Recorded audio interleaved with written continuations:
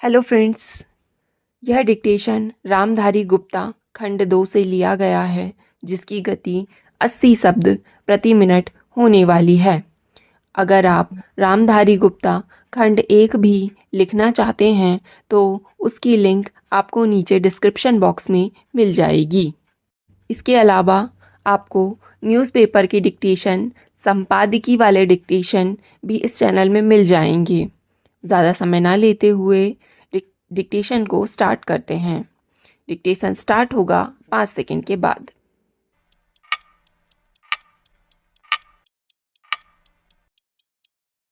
Start.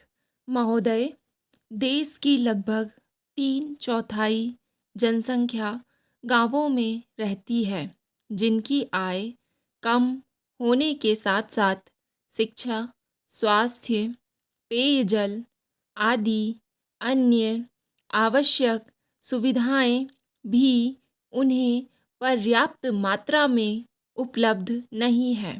ग्रामीण क्षेत्रों और ग्रामीणों, विशेषकर अनुसूचित जातियों, जनजातियों, कमज़ोर वर्गों और गरीबी की रेखा से नीचे रहने वाले लोगों का विकास एवं गरीबी उन्मूलन भारत की विकास योजनाओं का प्रमुख उद्देश्य रहा है।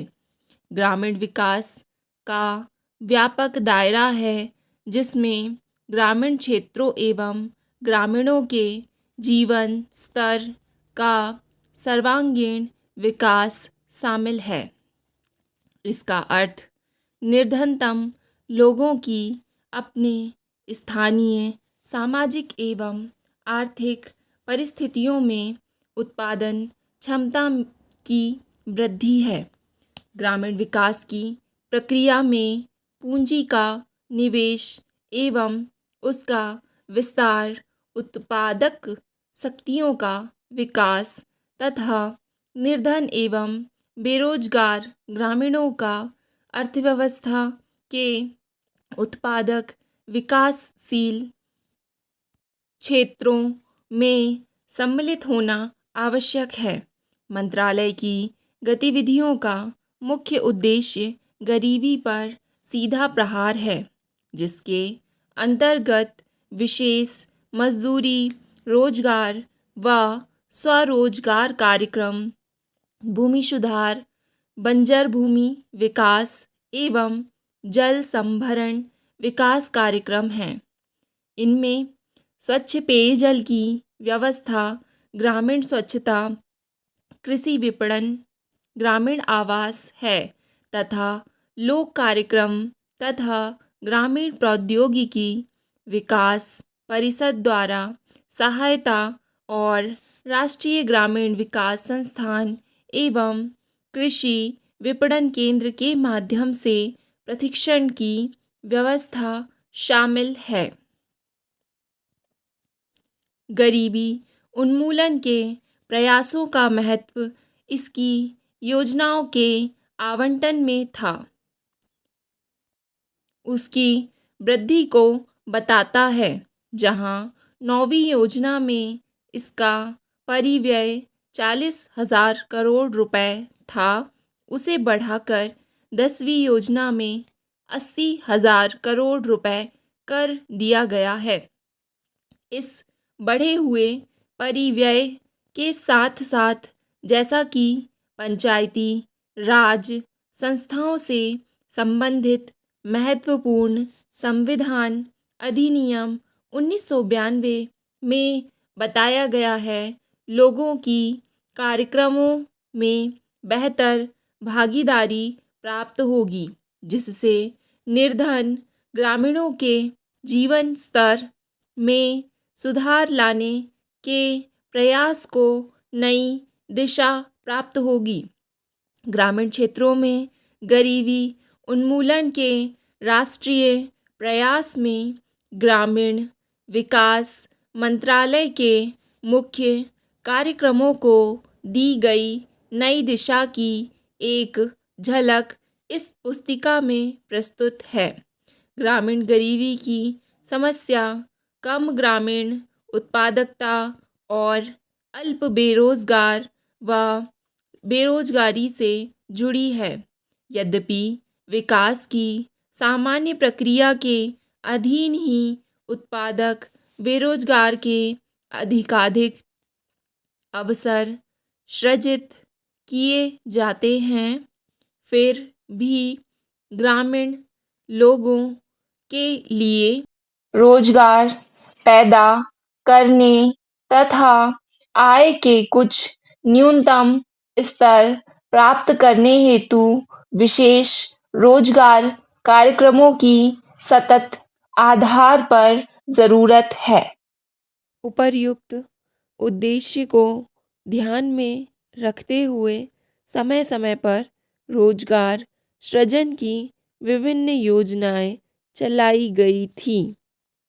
7वीं योजना के आखिरी वर्ष में 1 अप्रैल 1989 से उस समय विद्यमान 2 रोजगार कार्यक्रम राष्ट्रीय ग्रामीण रोजगार कार्यक्रम और ग्रामीण भूमिहीन रोजगार गारंटी कार्यक्रम को जवाहर रोजगार योजना नामक ग्रामीण रोजगार कार्यक्रम में मिला दिया गया था। जवाहर रोजगार योजना का मुख्य उद्देश्य ग्रामीण क्षेत्रों में बेरोजगार पुरुषों तथा महिलाओं के लिए अतिरिक्त फ़ायदेमंद रोजगार का सृजन करना है।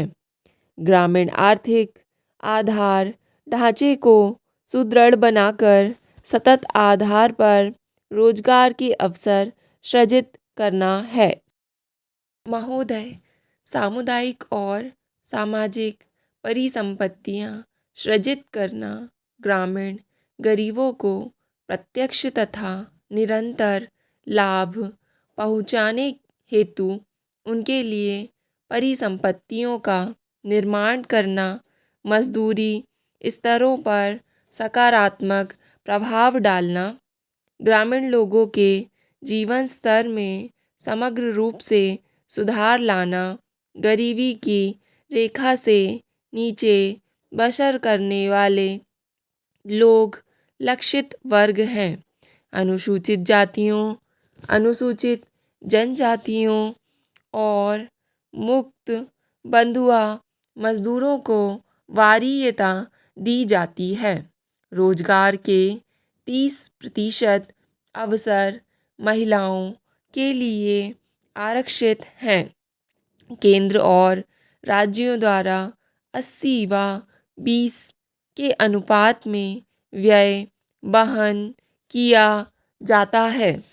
केंद्रीय आवंटन देश के कुल गरीबों की तुलना में राज्य संघ शासित क्षेत्र के गरीब ग्रामीण लोगों के अनुपात के आधार पर किया जाता है। वे सभी कार्य शुरू किए जा सकते हैं जिनसे टिकाऊ उत्पादक स्वरूप की सामुदायिक परिसंपत्तियों का सृजन होता है। पंचायत समिति द्वारा परियोजना का मूल्यांकन और अनुमोदन किए जाने के पश्चात उसे अनुमोदन देने हेतु ग्राम पंचायत सक्षम है। संसाधनों का कम से कम 60% भाग मजदूरी घटक पर खर्च करना होता है।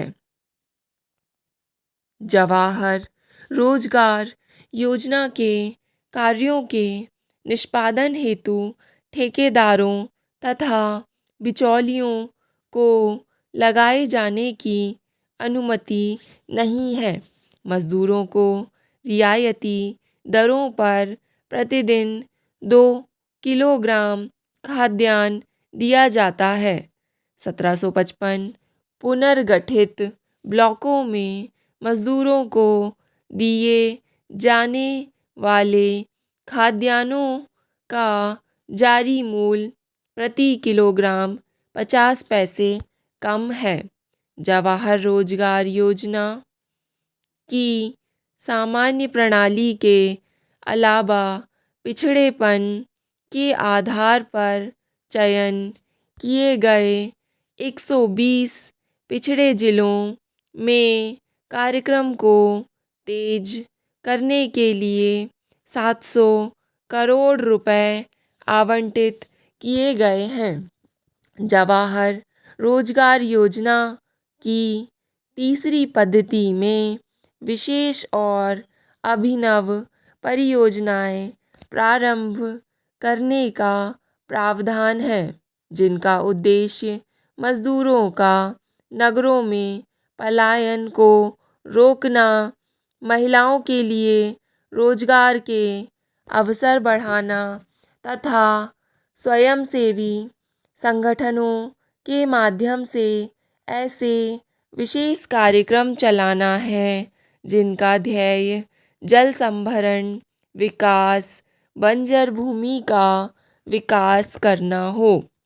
मानव जीवन यापन के लिए आवास महत्वपूर्ण है और इसलिए सामाजिक आर्थिक विकास के लिए यह आवश्यक है। ग्रामीण लोग अच्छे उन्नत किस्म के मकानों की अत्यंत आवश्यकता महसूस करते हैं।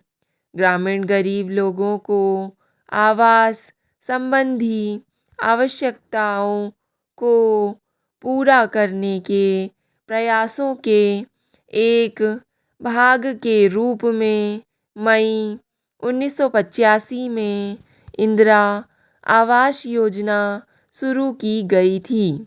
यह कार्यक्रम अब जवाहर रोजगार योजना की उपयोजना के रूप में कार्यान्वित किया जा रहा है। इस कार्यक्रम का उद्देश्य गरीबों में निर्धनतम लोगों के लिए निःशुल्क रिहायशी मकानों का निर्माण करना है। ग्रामीण क्षेत्रों में अनुसूचित जातियों, अनुसूचित जनजातियों तथा बंधुआ मजदूरों को वरीयता दी जाती है। जवाहर रोजगार योजना के तहत राष्ट्रीय स्तर पर 10% संसाधन इस कार्यक्रम के लिए निर्धारित किए जाते हैं। जिलों में निधियों का वितरण अनुसूचित जातियों, अनुसूचित जनजातियों तथा अनुपात मुक्त बंधुआ मजदूरों की कुल ग्रामीण जनसंख्या में से इस विशेष वर्ग के गरीबों के अनुपात के अनुसार किया जाता है। मकानों का आवंटन लाभभोगी परिवार की महिला सदस्य के नाम किया जाता है। स्टॉप।